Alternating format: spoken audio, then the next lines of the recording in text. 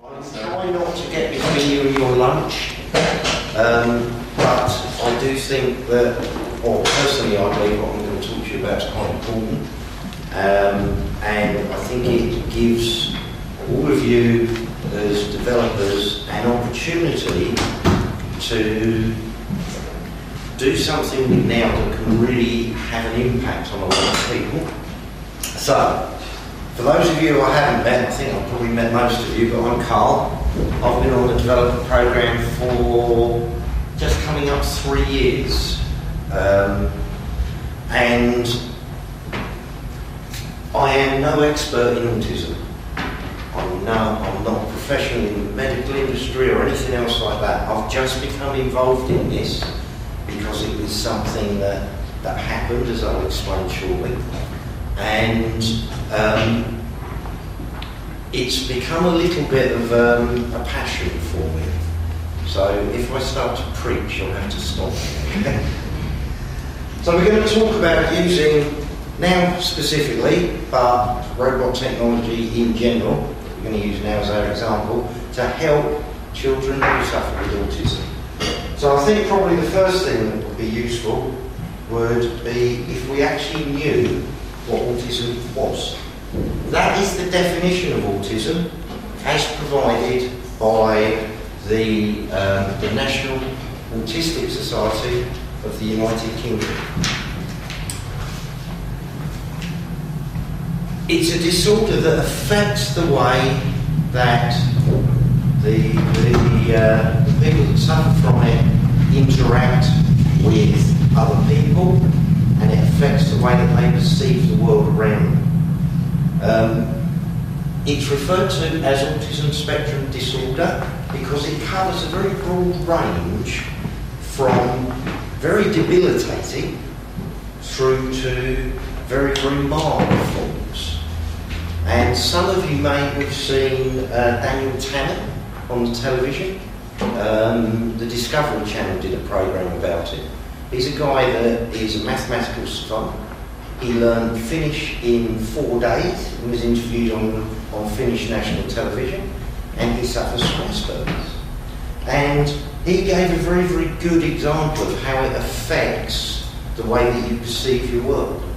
He said to him that shopping was a huge challenge because it was like somebody had turned off all of the filters that a normal person has.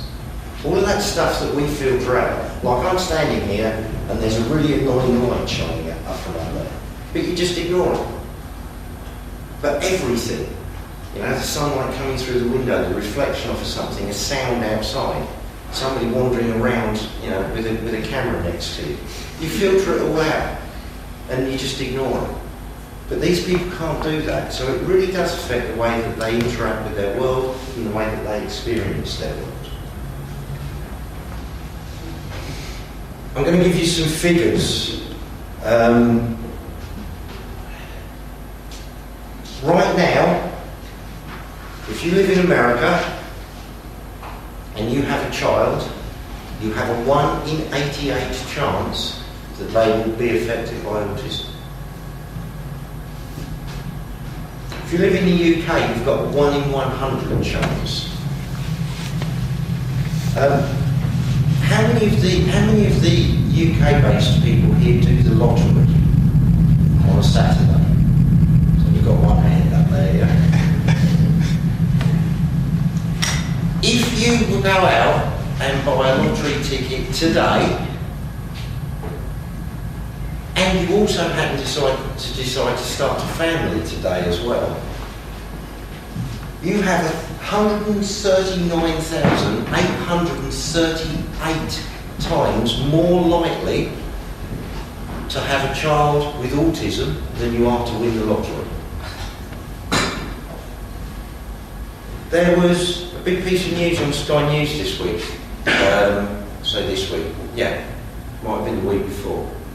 That the British Heart Foundation announced that 1 in 180 children are born with a heart defect.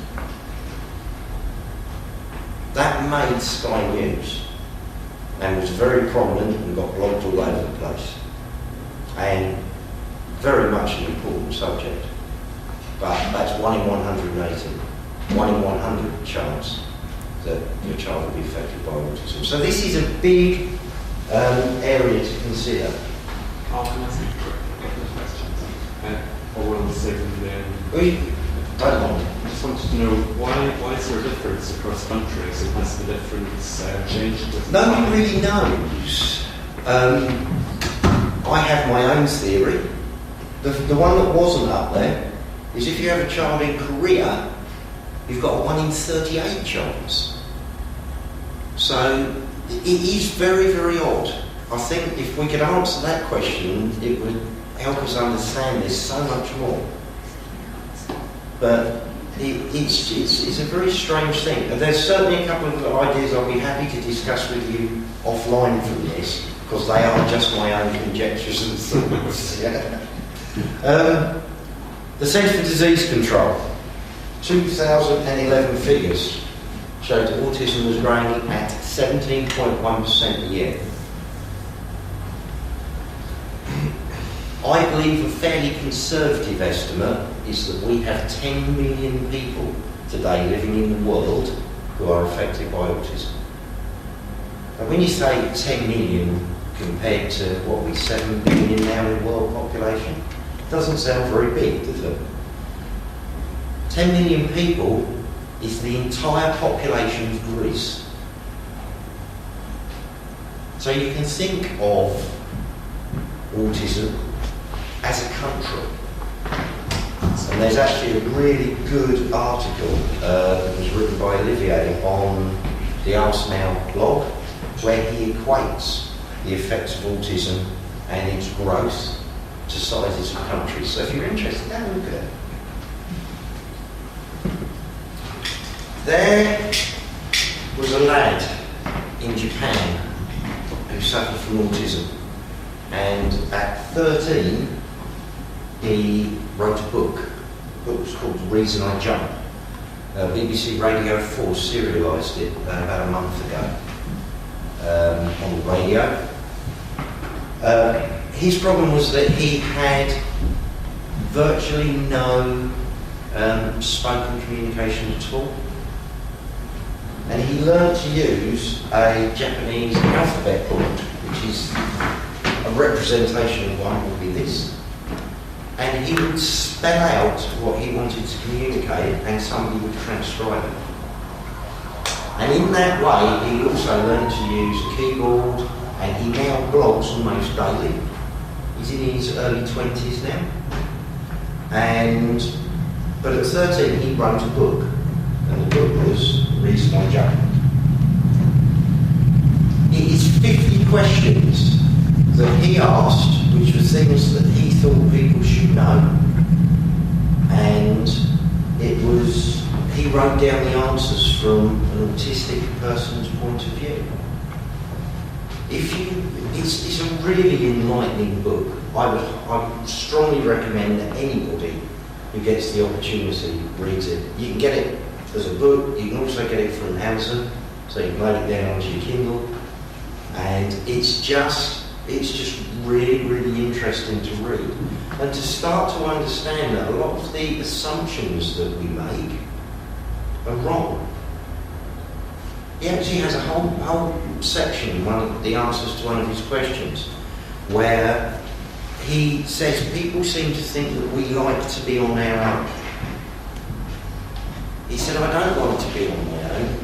He said, but I see the distress that I cause other people, and I don't like causing that distress. So the only way I can not cause that distress is if I leave them alone. So there are lots of things that we make these assumptions about that he's really opened up. So I would highly recommend you read that. If you're looking for another book to read on the subject, Daniel Tammet wrote a book called Born on Blue Day, which is basically his life story. It's also got a really interesting piece in it about how he perceives mathematics, where he perceives numbers as shapes. And he talks about doing a mathematical equation where you put the shapes of the numbers together, and the shape that they make is the answer. So really interesting visualisation of stuff that we think of as like mathematics and that. So both of those books are well worth a read if you get the opportunity to, and you're engaged with that.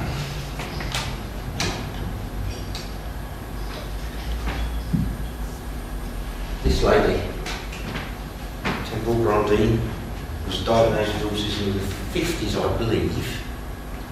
That's what I read on her website. But I thought that her quote was really interesting because this comes down to the crux of why, for me, working with robots and autism is interesting.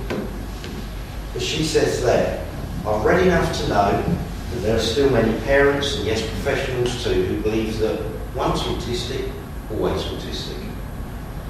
The dictum has meant sad and sorry lives for many children diagnosed, as I was in early life, as autistic. To these people it is incomprehensible that the characteristics of autism can be modified and controlled. However, I feel that I'm living proof that they can. This was a woman in the 50s who was diagnosed with autism, who became not only a huge spokesperson for the autistic community, but she also ended up becoming one of the world's leading experts in livestock management. She designed a lot of the equipment that is used to manage livestock. She's consulted with all of the major food manufacturers about how they should manage and maintain a working relationship with their livestock. And this is somebody who, go and read her blog because it's really interesting. This is somebody that has fought. She said she was lucky enough to find somebody who didn't give up on her, who realised the potential that she had and who helped her achieve that. So, how can we use now to help with children with autism? There are some high-level issues that we can address quite, I won't say quite easily, but they're easy to visualise what the issues are. Yeah? And they're primarily to do with the way that communication keys that we take for granted aren't necessarily easy for children with autism to take for granted. Things like facial expression, vocal intonation, body language, empathy. Yeah? Empathy's come up again as it did yesterday. Yeah? These become very, very difficult for a child with autism to interpret.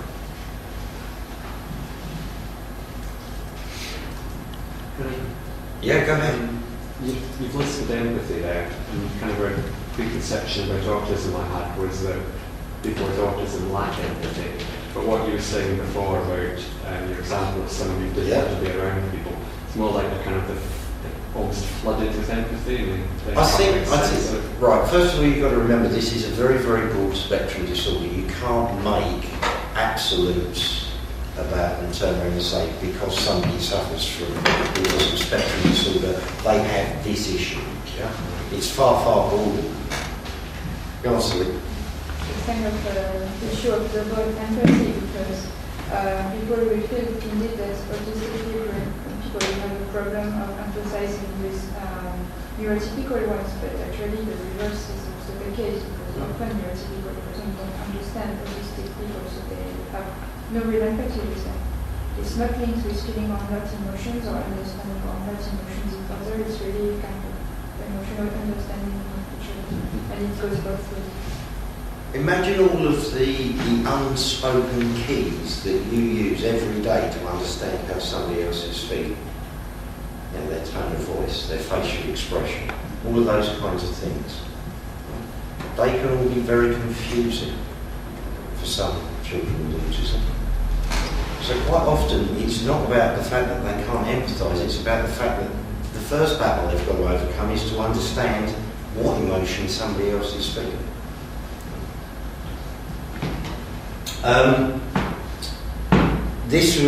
I was so pleased that I came across this. This was a professor at Haifa University who was asked about the fact that a lot of autistic children are drawn towards technology, and it's become really prevalent with things like iPads and touchscreen devices. And, well, you can read what she says there, but basically what she's saying is, they're great, they appear to bring the child out, but it's a solitary activity. You don't sit down and interact with other people while you're using your iPad. So while it can bring them out and put them into a secure environment where they will interact, because they'll interact with the device, it doesn't necessarily help expand their social experience.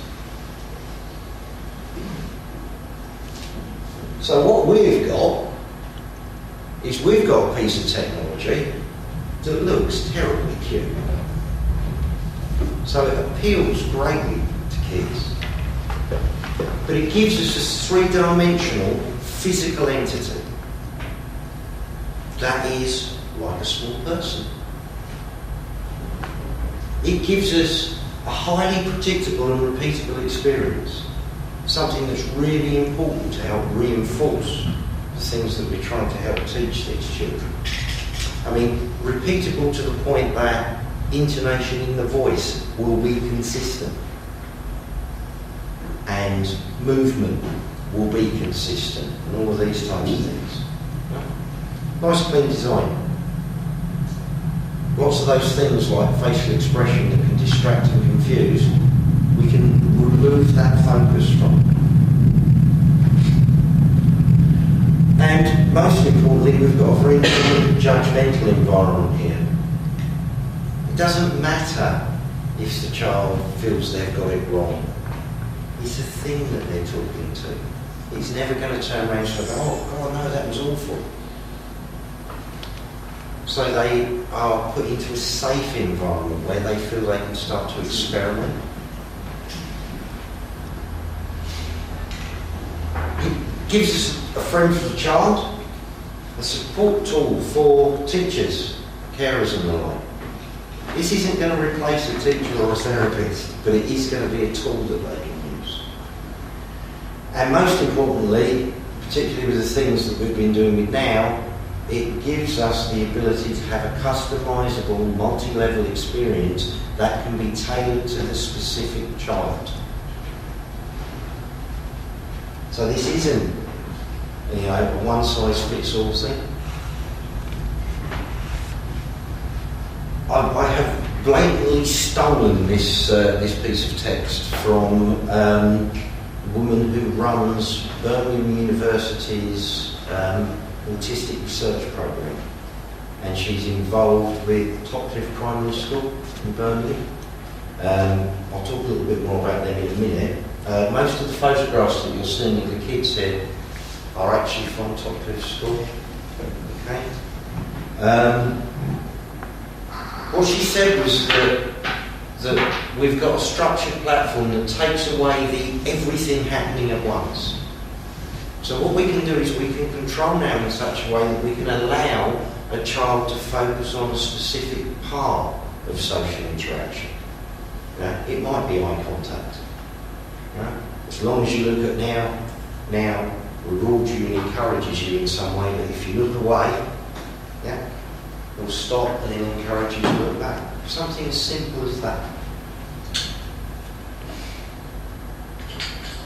So what sorts of things are we doing with now? And we're talking about the fact that sometimes these children have problems recognising the emotions in other people.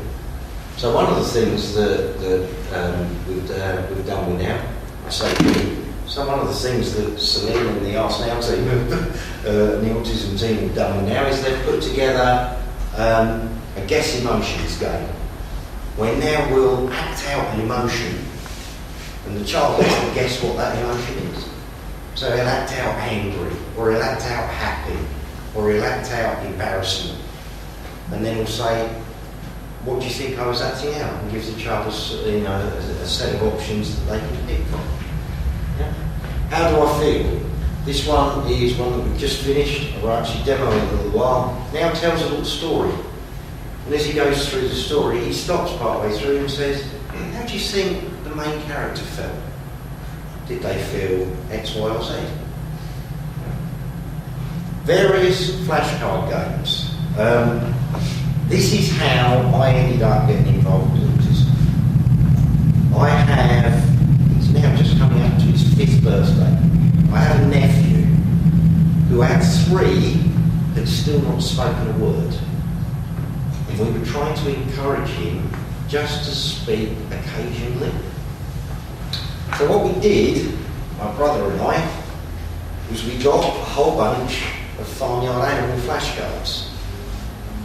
And we wrote a little game for my nephew, where he now would stand up and ask for a particular animal, and Thomas would have to find the animal and show now the flashcard, and either now would cheer and do a little dance, or he'd go, no, that's not the right one. And all Thomas had to do to carry on playing was, at the end of each go, now would say, do you want to try again? And he just had to say yes. Do you know what? We never got him to do it. All he used to do when I walked into it, whenever I went down to see him, was he'd walk up to me and he'd thump his chest. And it took me ages to work out that he was asking if the robot was there, because he equates the robot to having the chest button pushed. He's now, as I say, just coming up 5 and you can't shut him up. So he's perfectly all right. When I put that up onto the repository of behaviours that we're using in the developers program, Celine phoned me up and said, or emailed me and said, would you mind if we gave this to some of the people that are doing research on autism? And that was like, hang on a minute, why would that be of any use to anybody doing that? And that's what led me into it. Yeah? So it's entirely Celine's fault. But it is a very, very interesting area to be involved with.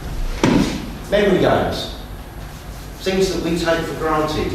Short-term memory, practicing those things. You remember Simon? The circular thing with the 4 coloured segments? And you had to bleep out the order? Similar sorts of things. Memory games become really important. Mimicry games. Yeah? Mimicry so that somebody can repeat a task. It can be very difficult for some autistic children to follow through on a task. Yeah? But if you can show them and then teach them to mimic it, it becomes easier for them. Look at me reading. Look at me reading is an interesting one because now actually reads a book out to the child. And I'm just flicking through to make sure that I get this right. Oh, there we go. He actually reads a book. So he'll sit there and he'll read the book. But the child has to pay attention because the child's responsible for turning the pages over. So it becomes a collaborative exercise. If the child wants to hear the story, then they've got to work together. So it helps with teaching collaboration and interaction at those levels. So they're just a very small number of examples of things that we can do. And I know that there's a long list of behaviours that we'd like to put together, but we don't necessarily have time. So if any of you can't think of something to do for the next 2 days, I'm sure that we can find something. We've got a few ideas. So if you're interested, speak to Lee or Jessica or myself, or hang around afterwards, and I'm sure we can find something that would be useful. Okay, unfortunately I'm not quite as slim as Frank, so I'm going to have to rearrange this so that I can get my nails to stand up. What I thought we'd do is how many of you have seen the animal card game? It's been knocking around for ages. Fair few of you, yeah? I won't do the animal card game, so as you can see, we'll find something a little bit different. Let's see. hoping my connection to choreograph has carried on, but it looks like it has. I'm going to run up this one, but I'm not sure whether he's going to be able to stand up easily in here, so if I suddenly leap forward and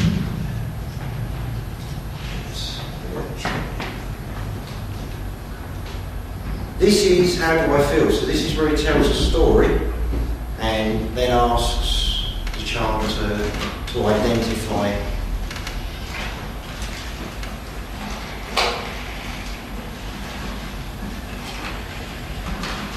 Welcome to How Do I Feel?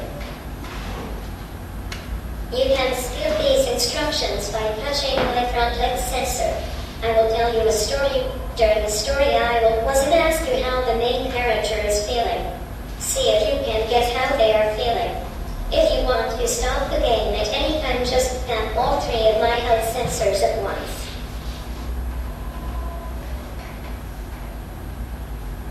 There are two stories.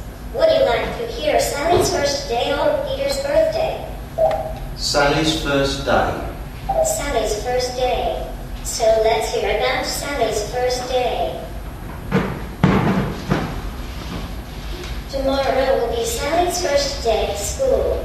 Over the last week, her mother had bought her lots of new things, like her new school uniform, books, and school bag.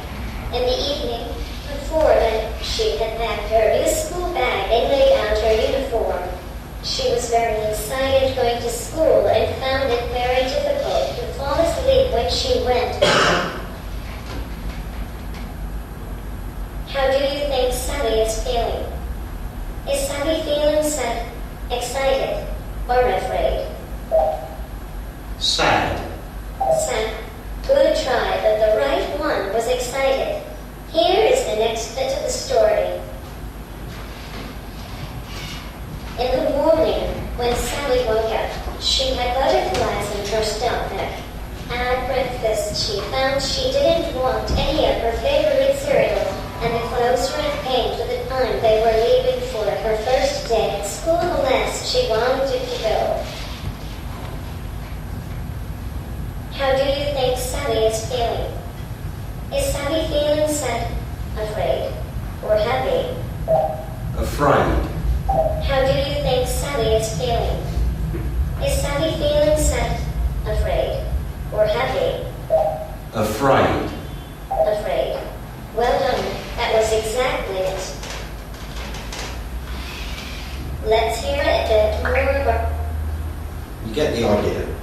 Yeah? What we've done is we've built a framework for this, but all of the stories are held in a database that's actually on now. So it's really, really easy to add new stories and to tailor them. So we've got 2 in there at the moment. I've actually got a database on my laptop that's got 5 or 6 in it.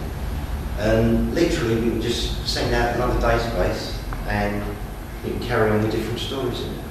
So something very simple, telling a story, how does somebody feel? Just trying to think. Yeah, another one. Yeah, well, I'm sorry, I can't resist this. For those of you that haven't seen the Animal Card Game, we're going to have to do it. He said it, hoping it will run. Welcome to the Animal Card Game. I'm not going to go These through are the the instructions. instructions. If you wish to skip and just touch, if you would like to play, say yes. Otherwise, say no. Yes. Yes. Okay, let me see if I can think of an animal. Okay, I have one. See if you can find me a picture of a pig. Now, let me give you a moment to find the card. So we've got a picture of a pig.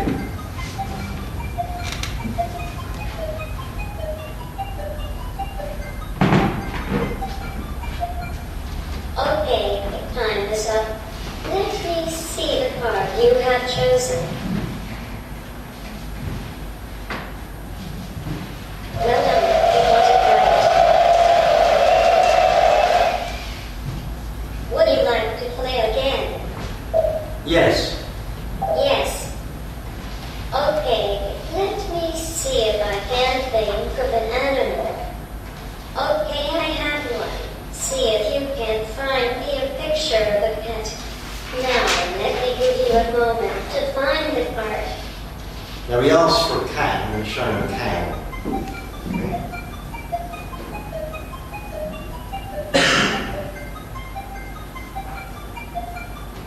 Okay, time is up.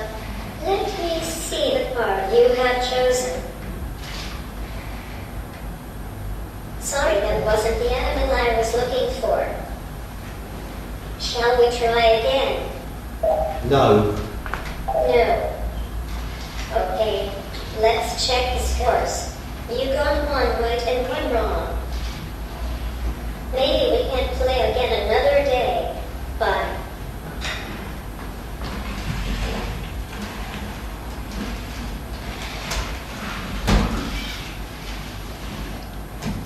So these are quite simple games. They don't have to be particularly complex. We are in the process of changing the animal card game a little bit to make it a little bit better. When you get it wrong, it will say, no, you've shown me a picture of a cat and I asked for a cow. We're doing a few things like that. Some of the people at Autism have also taken some of the basis for it and created some other flashcard games around it as well, for things like categorisation, so that you can turn around and you can have lots of different sets of flashcards and say, well, show me a picture of something that's to do with animals, or show me something to do with transportation. And the child can start to think about things in the way that they're grouped in categorisations. Let's flip back to the presentation for a moment. So you may ask, why bother with all of that? And the honest answer is that I saw some stuff that was going on in Birmingham on the television and realised that some of the things that I've been doing, they were using. There's a school in Birmingham called Topcliffe Primary School. The headmaster there is a guy called Ian Lowe, and he has actively encouraged people to send their autistic children to his school.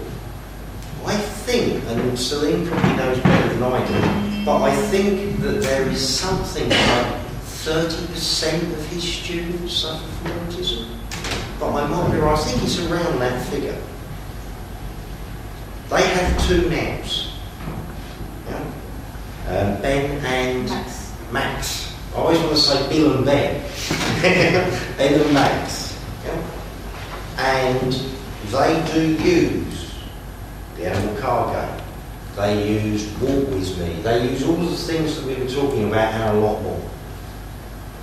Now, to give you an idea how successful Ian has been in the approach that he's taken, is that I heard recently that 2 of the children that were being taught and helped have now got to the point where they are being taught in a normal class with other kids. So they're no longer needing to have that special attention. That's a pretty impressive thing, yeah? So these are some of the kids from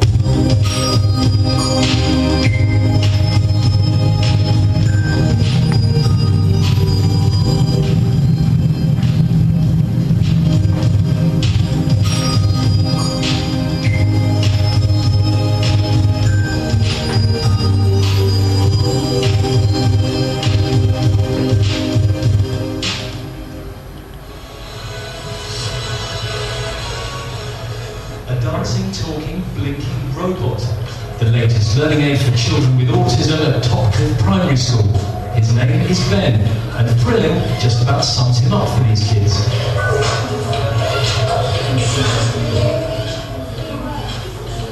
It was fantastic when we played the animal card game. It's great for the minds. Ben can play a number of different interactive learning games with the children and rewards them with a dance. complex expressions of the human face can be confusing and even intimidating to children with autism, who respond better to Ben's blank features. What the robot can do is that they can take away everything happening at the same time. So the child can really just focus on body language, or the child can really just focus on the eye contact. And it is more predictable, it is more structured, and therefore it's more safe for the child. They've been such a success, they'd like one in every classroom. Who knows? He may be after my job next. This has been the remote lunch in Birmingham for Central Tonight. That last bit of video was off the local news that was done. So it's significant enough around Birmingham that they consider it newsworthy. I also heard a story that recently, when they had a presentation at the school with parents and such like, all sitting there listening to the kids, one of the autistic kids, Daniel, with two of the other guys, stood up and did an impromptu presentation about why they like the robots and why they were important. These are kids that didn't socialise previously. So what they'd like. I challenge anybody to see the impact that this technology can have with those children and not feel a little bit like getting involved. And you can, everybody here in this room can be involved in this. There are flyers dotted around here that have got more information about the Ask Now programme. There are applications that we need to write. So, if you want to write one, speak to somebody here and we'll get it written. We'll help you as much as we can.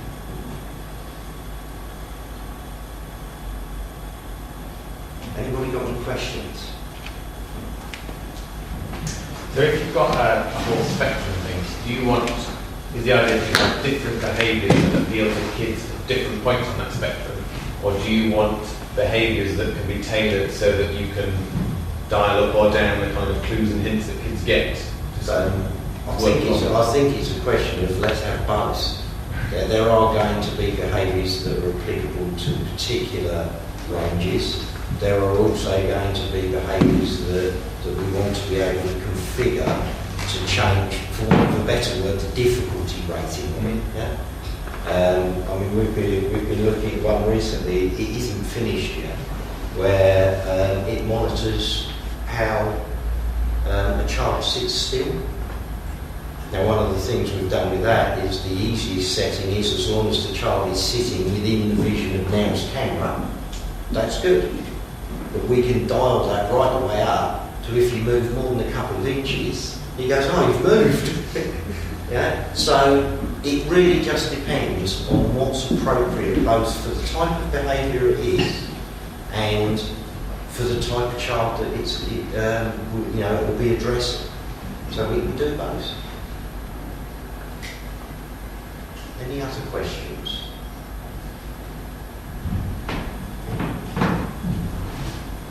I will say, if you want to talk about this, I mean, I'm sure that Celine and Jessica won't want to talk about it. I'll talk behind the legs of a donkey about this, given the chance. Yeah?